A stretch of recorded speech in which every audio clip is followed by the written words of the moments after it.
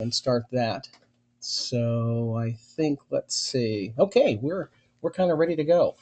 Um, I'm going to pop back and forth between full screen and this half screen. I want to make sure that you can see everything okay, because one of the little glitches that we seem to be having with our software group is that when we're working in full screen like this, and you can see everything nicely, unfortunately, we lose control of the mouse. And so that's something that they're kind of working on. But anyway, it's Happy Friday, and welcome for being here. And I'm really glad that you could join in. A couple of house cleaning things that I want to make sure that we do first. Um, we did the sound check, so we've got that taken care of. And since you've already entered in, I can see that you're able to enter in your questions, and you can hear me with the answers. Do you have your full control panel up? And also, have you ever used a GoToMeeting control panel in the past? Oh, okay. So you're perfectly comfortable with this. Well, that's terrific. That'll be very good. And then if you have any questions or if you need any type of feedback, just type those things in here, and that'll be terrific. So we'll go from here.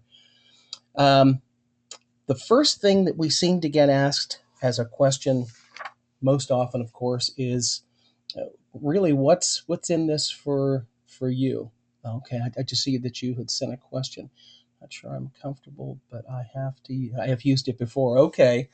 Um, Actually, the control panel, and the one thing that I'll try and do, let me do something here. Let me see if I can help you out a little bit. And I'm not sure how much of the control panel that I pull up you actually have a chance to see. Um, okay. Oh, we have another attendee here. Let's see who's come in.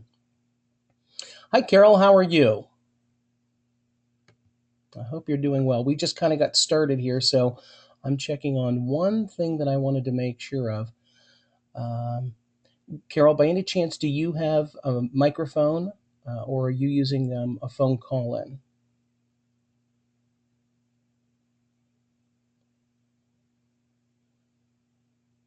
And actually, we just got done doing some of the housekeeping, so I'm going to go back over one thing, if you don't mind, Jane, for a minute. Carol, since I see that you're able to enter in the information, if you have any questions, um, and if for any reason you have any trouble with the control panel, well, actually, if you have trouble with the control panel, I won't be able to see that either. But since it looks like you're able to enter the information, um, just go ahead and answer, put any questions in there, and I'll check up occasionally and see if there's any there. And also let me know if you have any problems with perhaps using your microphone. Also, if you're having any trouble hearing me, let me know. But I was just making a comment that one of the things that we're dealing with that's still a glitch that we'll have fixed for next week is I have to kind of go back and forth between full screen like this and the partial screen that you see like this.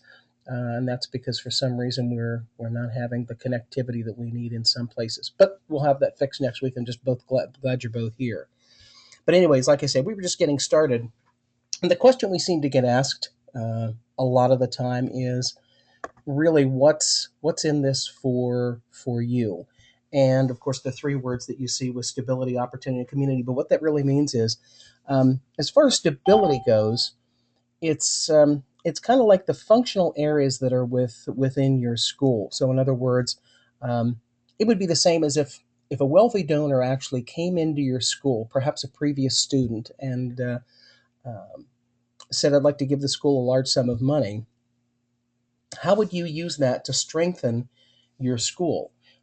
It's that type of attitude toward creating certain types of stability that grant funding allows you to do.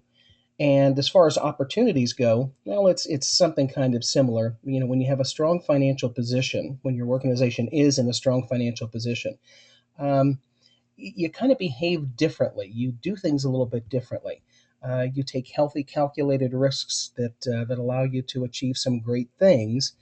And as opposed to playing the game not to lose, you're kind of playing the game to win. And a lot of times, what we'll hear people say is when they when they're able to access grant funding to do things, they just feel more comfortable. Um, and as with regard to the community itself, it is a very, very, very elite sorority or fraternity, if you will, in the funding community. It is it's a very close knit community, um, and their goal always is to get things done by helping the greatest number of people possible. So now, of course, there's always a what really this workshop is not, and it's not the key to the vault. It's not a piggy bank. This is not something that that you go to draw upon just for anything. And the reason I say that, one of the pieces that I had sort of sent to you folks originally, actually it was on Tuesday, the PDF, um, sort of made reference to the fact that earlier after Thanksgiving, when I first contacted this group, one of the things that I had referenced was the funding community in 2011 gave over $4 billion to healthcare and to hospitals. And that $4 billion was given by 1,100 foundations who gave over 20,000 grants of over $10,000 or more. And that's a very substantial group. And about 20%, and I can't give you an exact number, but about 20% of that money and of those grants were given for nursing and nursing programs. And we think that's pretty substantial and it's a very important number. Um, and for that reason, that $10,000 mark is kind of important. So it's the grants is not something that you go out to get $1,000 here, a couple of $1,000s. A lot of you folks have foundations in your hospitals. These foundations, for the most part, usually behaves kind of like charities. They run events where they receive monies, and then they're able to take some of those monies and give them to different departments. I think I had a conversation one time with Gay Folletta, who had mentioned that each year at Washington Hospital, they have their foundation does a telethon where it's an alumni telethon, and they contact the alumni, and the alumni, of course, commits monies to the School of Nursing, and that money goes directly to the School of Nursing. But that's the only thing that the foundation does for the School of Nursing. And your foundations may be different, but a lot of times, and what I have heard from many hospitals over a number of years, is that the monies that they receive from their foundation is not something they can really count on. Yes, they'll get some money, but it's not like they can go and say, we need $10,000 or $50,000 to do this, that, or the other thing. It's kind of like, what might be available and what might we be able to get. So we use that $10,000 number because the foundation community tends to look at that number as like a starting point. That's just an idea. And it's not easy money. And when I say that, it's not difficult. It is a process, as we're going to be talking about and learning about in this workshop. But the starting point really is it's that letter of inquiry that starts everything off. And the reason I say it is not easy money is because for every 10 foundation letters of inquiry that you send, statistically, the averages say about 1 in 10 are going to get you a positive response, meaning that that letter of inquiry will gain a letter of acceptance, meaning the foundation is willing to work with you. So a lot of times what we'll hear people say is they'll have heard a foundation or they'll contact a foundation, and they'll contact one or maybe two, and they don't get any positive response, or the foundation doesn't have money for them this year, and so they get a little bit disappointed and they go no further. So one of the things you'll find that we talk about is we try and help you to learn how to identify a minimum of 10 foundations that specifically within their mission target the thing that you want to do, which is why this first milestone, the wish list, is so very important. We'll talk about that later. But anyway, that 10 in 1 or 1 in 10 ratio is kind of an important number. And, excuse me. And also, it's not the answer to everything, of course, because needless to say, your goal, your mission is to do a great... Oh, you're having trouble hearing? Carol, I'm sorry. And yes, this will be archived and we will be sending the recording. If you're having trouble hearing, I was just mentioning to Jane a little bit earlier that one of the things that we're going to do is next week we're going to run a different type of microphone because this software apparently, and it looks like it's saying that it's getting good reading, but if you're not hearing me, I understand. I've moved the microphone up to about as close as I can. Um, so I'll look forward to sending that out to you, Carol. Thanks again. But anyway, as we go forward, with once again, it isn't the answer to everything, but um, if you basically say, how do you create a magnificent learning experience for um, for your students? That's the thing that we want to help you to be able to achieve within this workshop. Not a good, not just a good environment, but a magnificent environment. The way that you're going to grow, the way that you want to grow, the way that you want your students to be able to support you as alumni. Um, it's that learning experience that means everything, and how you get additional students in the future. And we're going to talk about that as well.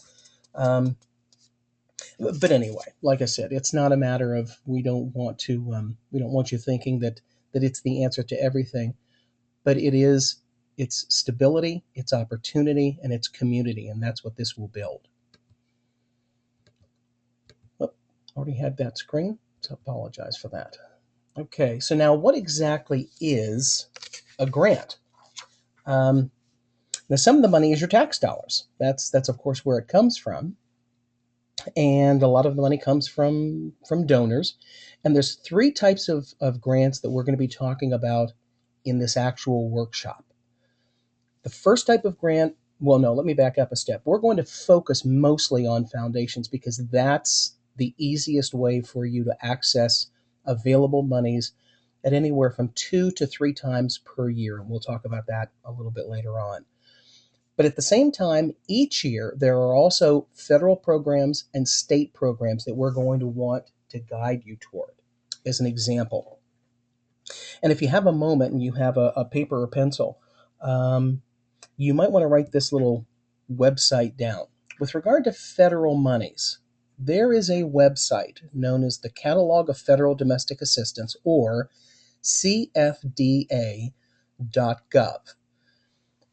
Every federal program that is available to businesses, to nonprofit organizations, to individuals, every program through every one of the 26 major federal agencies has to be documented.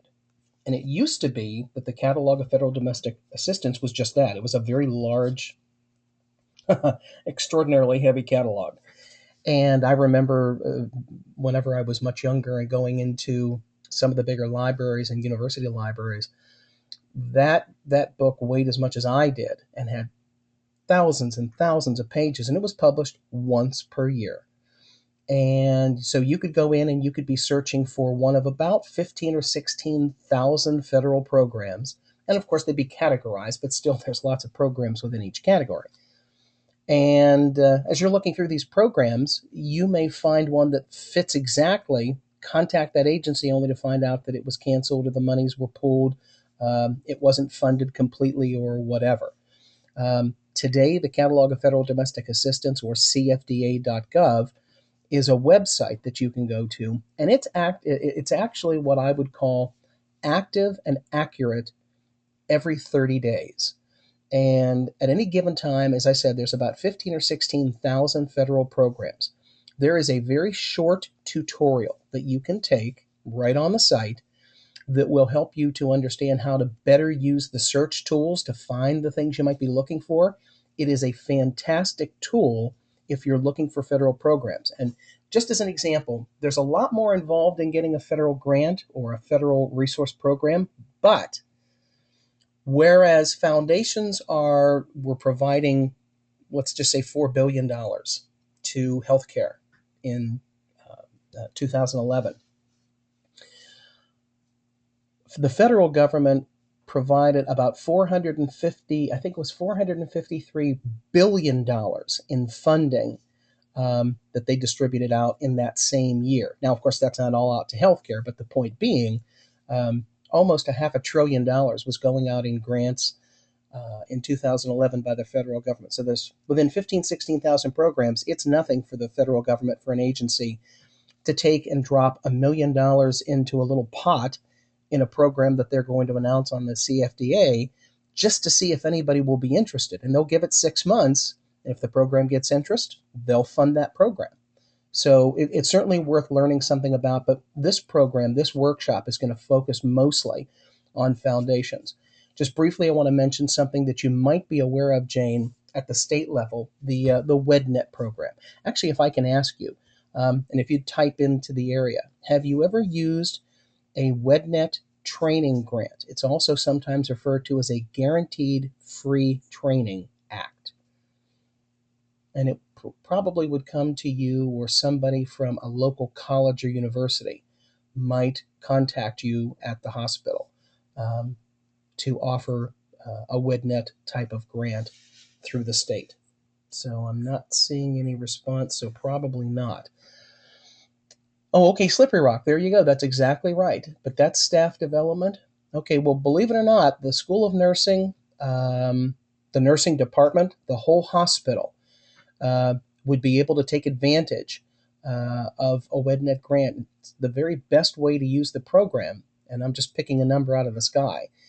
If you have 500 employees in your hospital, or 200 employees, or whatever, the most important criteria that WEDNET is looking for is that your organization, that the people that you want to fund or train are full-time employees, that they earn 150% of the minimum wage, which I think is somewhere around $9 and some odd cents per hour, and that they are a resident of the state of Pennsylvania. If an employee meets that criteria, they would qualify to be able to receive WEDNET training funding.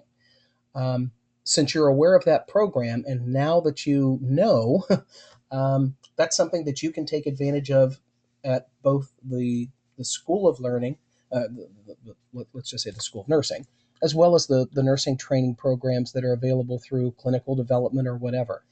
So it's something you might want to be aware of. Other than that, for the most part, Pennsylvania has about 40 funding programs. Not all of them are grants, and of course, not everybody qualifies for everything. But WEDNET is definitely a great program to look at. Another one that you might want to consider is called the CJT, or the Customized Job Training Program. It allows for more monies. There's more paperwork involved, but it allows for more monies. The other thing just to know about the WEDNET program is that this is always tricky to explain, but you get funded 3 of 5 years. So let's just say, as an example, that 2012, you received through your staff development office a WEDNET training grant. Well, 2013, you would be able to get another grant. Then you'd have to skip a year, 2014, and you'd get funded again in 2015, and then you skip a year, and then you start the entire 5-year cycle all over again. So that's just something to keep in mind. But now let's talk about the foundations, because that's, like I said, where we're going to focus most of our time. And we've already talked about the fact that $4 billion was funded in 2011 to healthcare. But what we're going to want to focus on is, and what we'll focus on is, where you're going to find the specific foundations that are going to fund the things that you want to look at, how to identify their mission statement, because that's the key to any type of funding, is to tie into their mission statement, how they give money. In other words, they're going to give an average amount. It doesn't make a whole lot of sense to ask a foundation for a $50,000 grant if their average gift is $5,000 or $10,000. So we'll show you how to identify those things, and of course how to access them and that information. So that's kind of important. Let's see.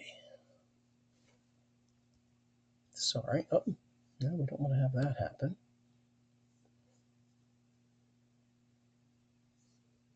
I'm sorry.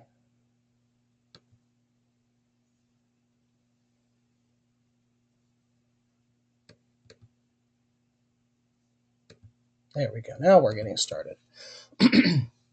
Now, Of course, the other question that most people tend to ask is, how is it that I can help you? In this particular case, we're able to help you because we're going to be doing this particular program. But the knowledge base that we as a company bring to your attention or to help you, I've been involved in grant funding for about 17 years, like 1995, I think is when I started. And actually, the way that I sort of got involved in this, in a way, was by accident. I had been in business since 1988, but I was invited to teach at Carnegie Mellon University. The program that I was invited to teach, I did through the School of Computer and Engineering Sciences. And at the end of the first semester that we did, they had said we really liked that particular program, and if you'd like to continue, because that would be considered an adjunct professor, the way that we would do that is we would expect you to help us to gain funding from the grant community or from the corporate trusts or whatever. I knew absolutely nothing about that, so although that didn't really go too much further, I did teach a few more times, but we didn't extend that. I found that to be very interesting. And I did get involved in that community, and I did learn quite a lot through trial and error, lots of trial and error. But since that time, we've been able to fund about $10 million to our clients, and we learned by trial and error how to build this process.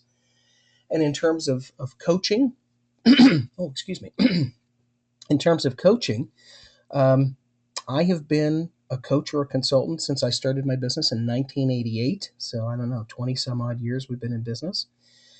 And I have done consulting and coaching for corporations as well as for nonprofits. Started out in the Pittsburgh area, but we've done work all over the country. And some of our bigger clients are the Department of the Army, some large corporations, major universities. Um, our focus, the strongest part of our focus as a company, is in resource development, governmental legislation research, statistical research, and competitive information research. And that's where grant funding comes into play. And frankly, that's a very big part of what it is that we do. In terms of the support we're able to give, our company provides direct support to all of our clients on an as need basis. And that can either be in person if we're local, or we can do it this way, or we can do these through Skypes, we can do phone consultation, whatever it is that we needed to help somebody. So we're always there and we're always ready to help. And then the other thing that we provide is a lot of encouragement. And we do that a number of ways. We do it for current clients and we do it for past clients. We do it through blogging, through email, through direct contacts, and it's done on an ongoing basis.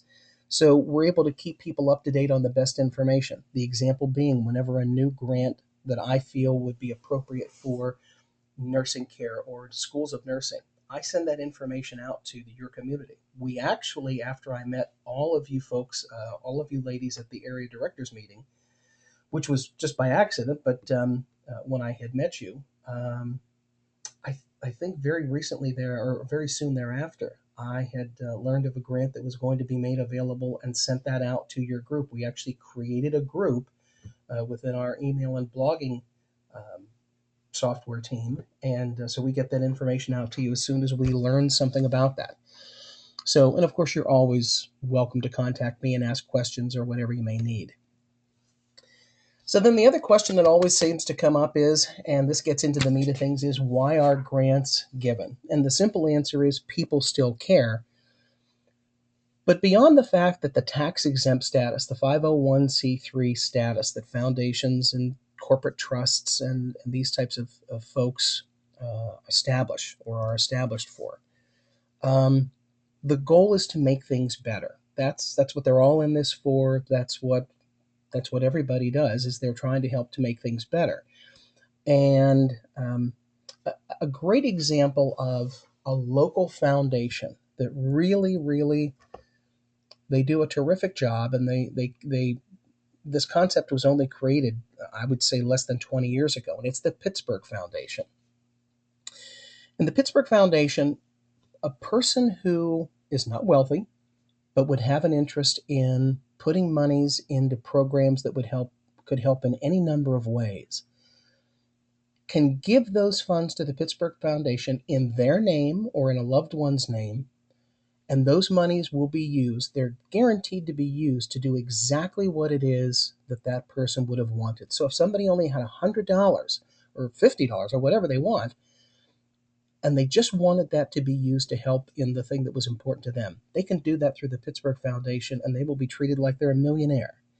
And I think that that's a really terrific program, and it's certainly one that we talk to whenever there's a need for community health care or community education or what have you.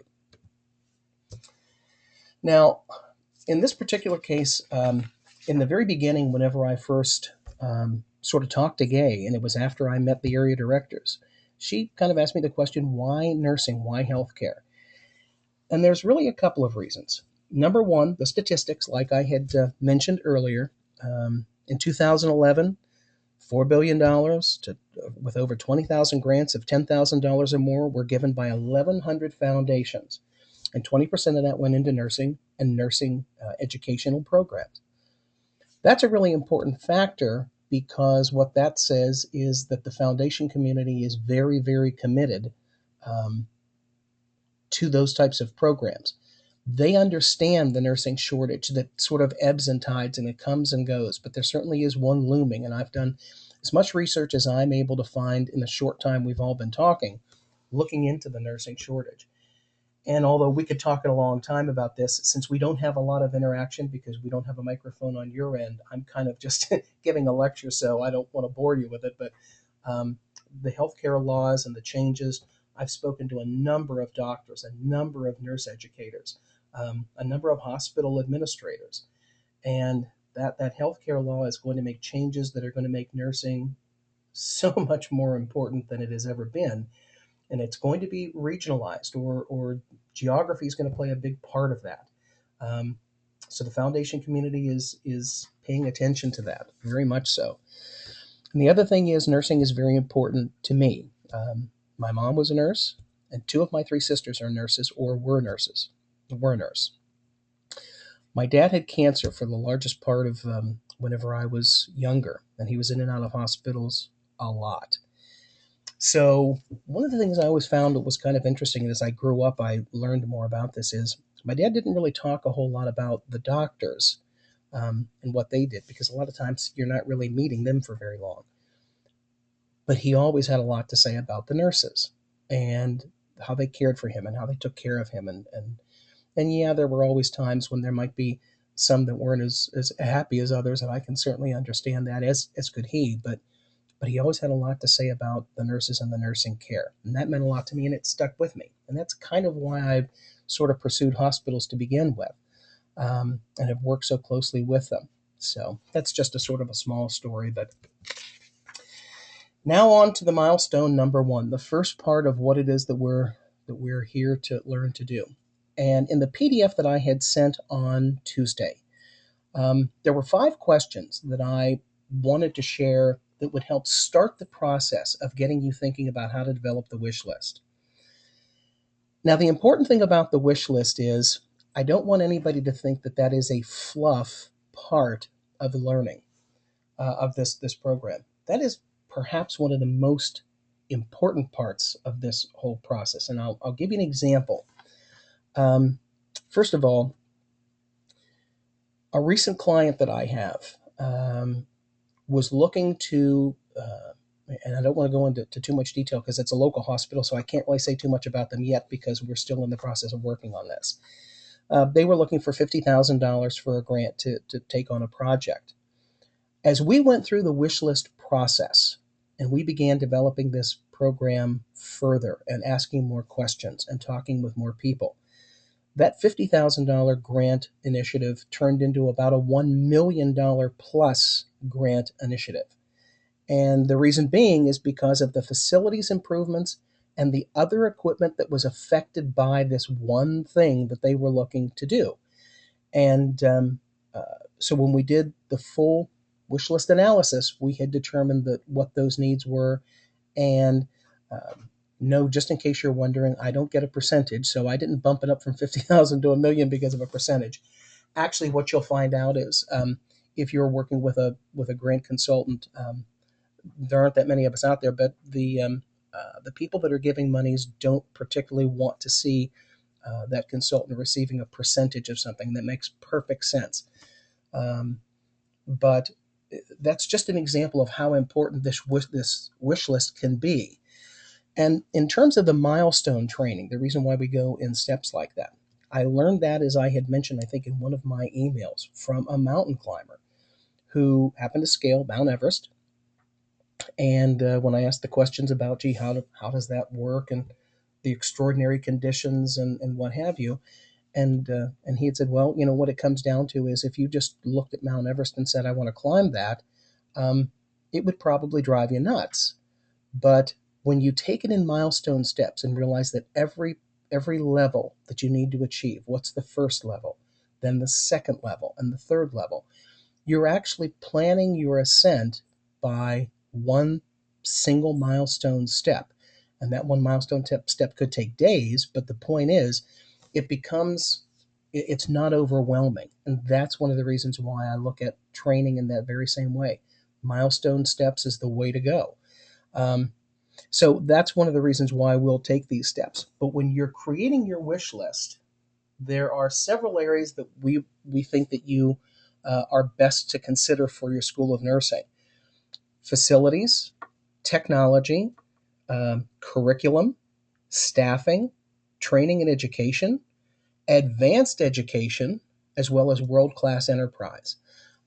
Just real quickly, a couple of those I want to touch on. World-class enterprise. You probably noticed that the last couple of questions in those 5 questions in the PDF, we're talking about what kinds of facilities would you want to have that would attract the type of student population that would make you the envy of the schools of nursing around the country. And on a scale of 1 to 10, how accommodating is your School of Nursing budget to your needs and wants? That world-class enterprise is such an important part of attracting students. And if we were talking one-on-one right now, or if we were as a group having a conversation about this, I think we'd hear a lot more things going on. And we'll perhaps in the next couple of weeks, we'll get to that as more people are interacting with their microphones. But that's part of what this is about. And in terms of advanced education, have another client right now where 5 or 6 or 10 people within their nursing departments are going for either master's degrees or PhD, or I think it's called DNF, perhaps, programs. These are all advanced education, and there are different parts of DNP. Thank you very much. There are different parts of education where the HRSA, which is part of course, the Department of Health, as well as NIH, has programs that I'm looking at right now, as a matter of fact, for one client. NIH specifically has big ticket items, big dollar items, that they're looking for advanced education in helping nursing, nurse anesthetists, I can never say that word, and as well as, once again, masters in nursing and PhD level programs for nursing education. So those types of things are areas where you might want to look and put into your wish list. In terms of those other questions, if the School of Nursing received $10,000 today, what would you put it toward? That's a pretty good one, because quite frankly, that could happen at any time. Who knows? Your foundation or a donor might come through the door and provide something. Your wish list, of course, with the training, the facilities, and so on and so forth. If you had a wealthy benefactor that walked in the door, what would you talk to them about? Because they're not there just to smile and say how nice it is to see you again. They're there because they have money that they want to invest in your school. Well, if you look at these grant programs, these foundations, in the same way, they're a wealthy donor, a wealthy benefactor that might be able to invest in your school. You want to start creating that vision, crafting that vision of what the school would look like, and how much money would you need to be able to make it into a state-of-the-art facility if it is not already that. This is what this wish list really is all about, and how it needs to be used. Now, over the next several days, what I would like to see you do in the process of starting or beginning this wish list is really dreaming. It's creating that vision. And it doesn't have to involve just you. You have staffing and you have people that work with you. How they look at your school of nursing, how they'd like to see things happen. Perhaps the director or the chief nursing officer, or somebody that you interact with. Perhaps there's administration people. That's certainly your choice. One of the things I will say is just a side note, especially in hospitals, we have found that whenever somebody becomes proficient in this skill, all of a sudden they become a real popular person in their hospital because, and it's not something that you go down the hall and say, by the way, I now understand and know how to do this. Once you get that first grant under your belt, and of course that starts to get around very very quickly. Like I said, you become a very popular person. It is a tremendous professional skill to acquire. And if you have any questions about that, please let me know, and I'll perhaps be able to talk to you or guide you in things that I have done to help administration sort of get on your side once you feel comfortable in doing this. Um, the other important things with regard to this is don't shy away from or don't not have a vision of what you hope to be able to achieve. Um, a real short story. Had a client where this gentleman was given the position of, and this happened to be for a nursing department, and he was given the position of being the head of nursing for this particular hospital. It was a small hospital, and the one thing he was tasked with from administration, he said these words to me, um, was to create a vision of what could be, not what is, but what could be in terms of their nursing care, their nursing education, the growing their nursing department. And I don't know whether it was because he was cautious or he wasn't particularly optimistic he'd be supported or whatever. But after about 2 years, he resigned from that job and he went back to just nursing. He was no longer in a leadership role. Um, I happened to talk to the administration a bit later, and what they had explained, frankly, was that he really lacked vision. He had no understanding of what it took to create a vision and then make that happen. Funding is the way to help make just about anything that you can imagine possible. And these foundations have money that they want to invest. As you probably know, to keep that 501c3 status, they have to invest 5% of their total holdings each and every year, given to fund the mission that they have claimed. So not only do they have to give away the money, they want to give away that money, and they tend to want to do it locally as best as they possibly can. Um, and sort of a counter example to that is there's a national program that you're probably aware of for nursing that's Johnson and Johnson, very very much behind nursing education, nursing growth, nursing training, and they have a lot of money that they put into those types of programs, and we can talk about that down the road. Um, but the other thing that I try and get people to look at is, where do you want this program, your school of nursing or your nursing programs, to be in 5 years? That's part of that vision creation. And the wish list is the doorway. It's the way that you find your way to making these things happen. But you have to know what the picture looks like first. And then last, what are the next couple of weeks or the weeks ahead going to bring? Next week, we're going to talk about, once that wish list is in place, we're going to pick the thing that's going to give you the most impact. Oftentimes, whenever we're talking to manufacturing and they're going to be putting monies into a facility, the first thing that we say is look for visual impact, because visual impact everyone sees, everybody can get behind. That's not necessarily what you would do, but my point being, we want to look at the thing that's going to give you the biggest impact right up front, and that's what we're going to help you to focus on. And then in the third week, we're going to talk about the plan, the very specific plan about how to go about doing this. We'll determine exactly who is interested and show you how to find who is going to be interested in helping you. And then we'll put together the letter of inquiry. We actually have a template that's been written by a professional in this industry, and we'll show you how to take that template and then how to use to fine-tune it to the things that you want to do and say, and then how to proceed, the paperwork that will be involved, and how to do it over and over and over again. So the most important thing about next week with regard to the singular focus is, and I go back to something that was shared with me by a writer named Earl Nightingale. that said that in this life you can have anything that you want, but you can't have everything that you want. You must choose. This is the exact way that we look at this. So Tuesday we'll have that PDF into your hands. If you have any questions about getting your microphone or being able to interact so that we're talking to each other as opposed to you're sitting there and receiving a lecture, please just let me know. Again, this whole session is recorded, so that will be available, and we'll get that out to you after we've done a little bit of editing on it. Get underway with your wish list. If you have any questions at all, let me know. I hope that we're getting a good start here together. I will look forward to interacting with you, and have a great weekend. Are there any questions that perhaps I can answer for you right now? Thanks, Jane. Have a great weekend, and I'll look forward to talking to you next week.